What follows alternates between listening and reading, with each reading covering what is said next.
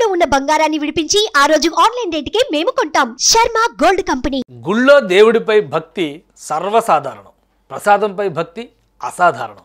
ఇలాంటి మాటలు తిరుపతి లడ్డు తిన్న తర్వాతే బహుశా పుట్టి ఉంటాయి.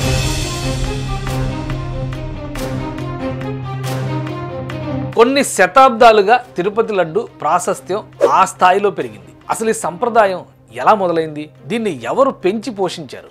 దేశ విదేశాల్లో కూడా ప్రాధాన్యం ఎలా పెరిగింది? మన దేశం ఒక స్టాంపు రిలీజ్ చేసేంత ఘనత ఎందుకు వచ్చింది? జియోగ్రాఫికల్ ఐడెంటిటీ దక్కేంత ఖ్యాతి ఎలా వచ్చింది? తిరుపతి లడ్డుకి ఈ ఖ్యాతి ఏ విధంగా దక్కింది?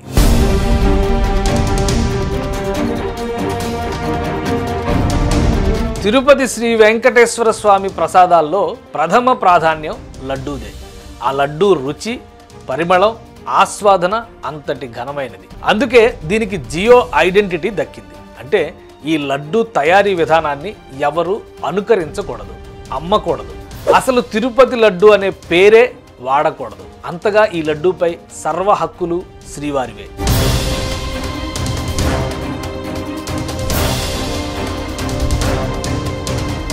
రికార్డుల ప్రకారం శ్రీవారి ప్రసాదానికి దాదాపు 1000 ఏళ్ల చరిత్ర ఉంది. వివిధ శతాబ్దులలో వివిధ రూపాల్లో శ్రీవారి ప్రసాదం భక్తుల ఆకలి తీర్చేది. తిరుప్పొంగం, సుఖీయం, అప్పం, వడ, అత్తిరసం, మనోహరపడి ఇలా రకరకాల పేర్లతో రకరకాల ప్రసాదాలని 14-15 శతాబ్దాల నుంచే ప్రవేశపెట్టారు.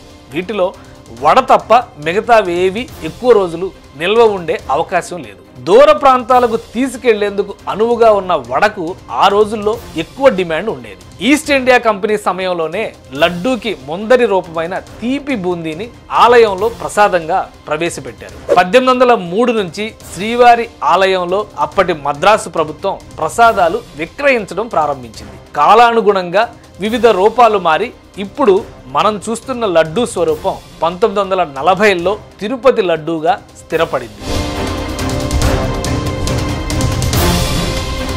శ్రీవారి లడ్డూల్లో 3 రకాలు ఉన్నాయని మీకు తెలుసా?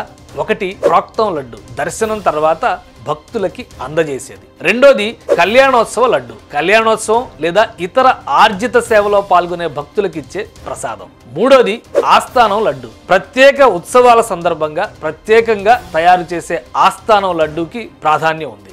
ఆలయంలో వివిధ రూపాల్లో వచ్చేటువంటి గౌరవ అతిథులకి ఇది మాత్రమే ఇస్తారు. దీని బరువు 750 గ్రాములు, అంటే పెద్ద లడ్డు అన్నమాట. ఇందులో ఎక్కువ నెయ్యి, ముంత మామిడి పప్పు, కుంకుమ పువ్వుని ప్రత్యేకంగా వినియోగిస్తారు.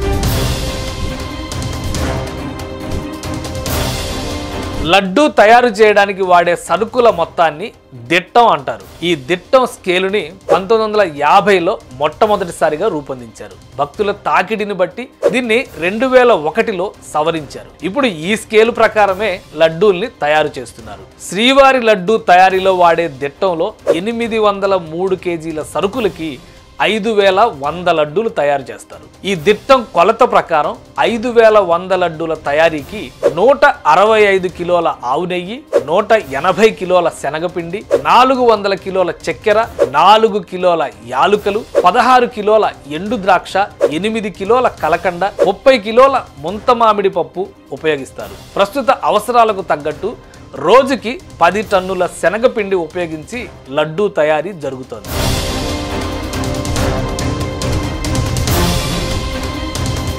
భవిష్యత్ అవసరాల కోసం రోజుకి 8 లక్షల లడ్డూలు తయారు చేసే సామర్థ్యంతో శ్రీవారి పోటుని తీర్చిదిద్దారు. ఒకప్పుడు కట్టెల పొయ్యిపైనే ప్రసాదాలు తయారయ్యేవి. దాదాపు 40 ఏళ్లుగా ఇక్కడ LPG గ్యాస్ని వినియోగిస్తున్నారు. లడ్డూ పోటులో 620 మంది వంటవాళ్లు పనిచేస్తున్నారు. ఒక ఏడాదికి సరిపడా దిట్టం టీటీడీ బోర్డు ఆమోదించిన కాంట్రాక్టర్ల ద్వారా 6 నెలలకి ఒకసారి సరఫరా అయ్యే విధంగా ఏర్పాట్లు చేస్తారు. సాధారణ లడ్డూ పరిమాణం తగ్గడం, సరుకుల నాణ్యత పైన చాలా రోజులుగా చర్చ నడుస్తుంది. తిరుపతి లడ్డూకి ఉపయోగిస్తున్న జీడిపప్పు, బెల్లం వంటి పదార్థాలపైన అనేక అనుమానాలు ఉన్నాయి. ఫైనల్గా నెయ్యి విషయంలో వచ్చిన నాణ్యత పరీక్షల ఫలితాలు శ్రీవారి భక్తుల మనసుల్లో గుబులు రేపుతున్నాయి. తిరుపతి వెంకన్నకి మాత్రమే పేటెంట్ రైట్ ఉన్న లడ్డూకి పట్టిన మకిలిపై స్పష్టత ఇచ్చే బాధ్యత ఎవరు తీసుకుంటారు? ఇప్పుడు ఇదే $1 మిలియన్ క్వశ్చన్.